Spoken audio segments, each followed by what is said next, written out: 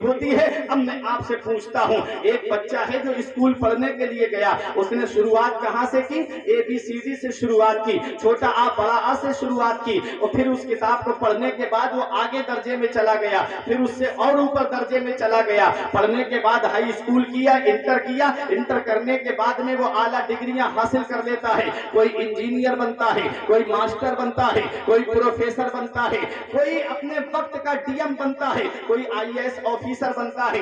پڑھا کس سے؟ چھوٹا آ بڑا آ ABCD سے اس نے شروعات کی تھی۔ اب اس کتاب کا کیا ہوا؟ وہ کتاب جو ہے وہ گھر کے اندر رکھی ہوئی تھی، باپ نے اس کتاب کو اٹھایا اور بھنگار والے کے ہاتھ میں بیچ دیا، بھنگار والے نے اس کتاب کو لے جا کر کے دکانداروں کے ہاتھ بیچ دیا۔ اب دکانداروں نے کیا کیا؟ اس کتاب کو اپنے سائز میں کاٹا، کسی نے اس پہ سموسہ رکھ کر کے بیچا، کسی نے اس پہ جلیبی رکھ کر کے بیچی، کسی نے اس پہ بریڈ پکوڑا رکھ کر کے بیچا۔ یہ آپ کے ذہن کے مطابق بات کر رہا ہوں۔ دیکھو ایک کتاب وہ ہے جس پہ چھوٹا آ بڑا آ لکھا ہوا ہے، آج وہ کتاب سموسہ کھانے کے بعد میں اس کتاب کا برقع پھینک دیا جاتا ہے، کوئی اس برقعے کو جیب میں نہیں رکھتا ہے بلکہ اس کو پھینک دیا جاتا ہے۔ اب جس نے ڈاکٹر بنایا وہ نالی میں پڑا ہوا ہے، جس نے IAS آفیسر بنایا وہ نالی میں پڑا ہوا ہے، جس نے ماسٹر بنایا وہ نالی میں پڑا ہوا ہے، وہ کاغذ نالی میں پڑا ہوا ہے، اور بننے والا AC روم میں رہتا ہے، بننے والا آئی فون چلاتا ہے، بننے والا فارچونر کار سے گھومتا ہے۔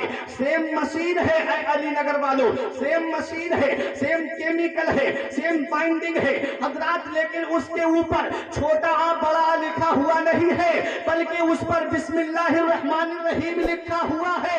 اب اس کاغذ کے لیے کوئی عالم فتویٰ نہیں دے گا، کوئی مفتی فتویٰ نہیں دے گا، کوئی غوث و کتب ابدال فتویٰ نہیں دے گا، بلکہ اس کاغذ کے لیے میرا رب حکم دے رہا ہے، لا یمسہ الا المطہرون، اس کاغذ کو بغیر وضو کے چھونا بھی مت۔ میں نے کاغذ سے پوچھا، ایک کاغذ تو بتا، ایک کاغذ وہ ہے جو نالی میں پڑا ہے جس سے کو پڑھ کے بیٹا ڈاکٹر IAS آفیسر بنا، اور ایک تو ہے کہ تیرے اوپر بسم اللہ لکھی ہوئی ہے، تیرے لیے رب فرما رہا ہے کہ اس کو بغیر وضو کے چھونا بھی مت۔ وہ کاغذ شان کیسے ملی؟ تو کاغذ یہی جواب دیتا ہے، میرے وجود کو مت دیکھ بلکہ میرے لکھے ہوئے کو دیکھ، میرے سینے پر قرآن لکھا ہوا ہے۔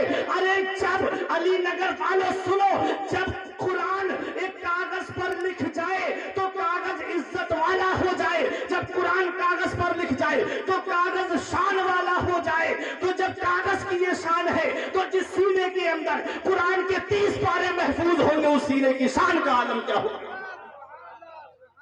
اسی لیے کہتے ہیں کہ بخشش کی راہ مومنوں آسان بنا لو، اپنے لیے نجات کا سامان بنا لو، دنیا کی کتابوں پہ نظر بعد میں رکھنا، بچوں کو پہلے حافظ قرآن بنا لو۔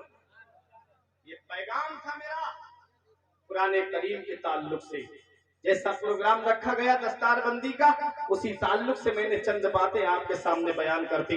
حضرات دعا ہے پروردگار عالم کی بارگاہ میں کہ میرے کچھ عرض کرنے میں سبقت لسانی کی وجہ سے یا بتقاضۂ بشریت کوئی غلطی ہو گئی ہو، مولا مجھے معاف فرمائے۔ استغفر اللہ ربی من کل ذنب و اتوب الیہ۔ میرے ساتھ مل کے کلمہ طیب پڑھے، لا الہ الا اللہ محمد الرسول اللہ صلی اللہ علیہ وسلم۔ یہ زندگی سنواریے، دل شاد کیجئے، لمحات زندگی کے نہ برباد کیجئے۔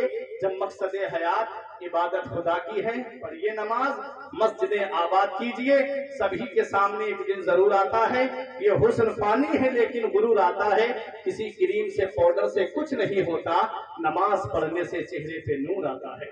رہی گلی تو پھول کھلیں گے، زندگی باقی رہی تو پھر ملیں گے۔ السلام علیکم۔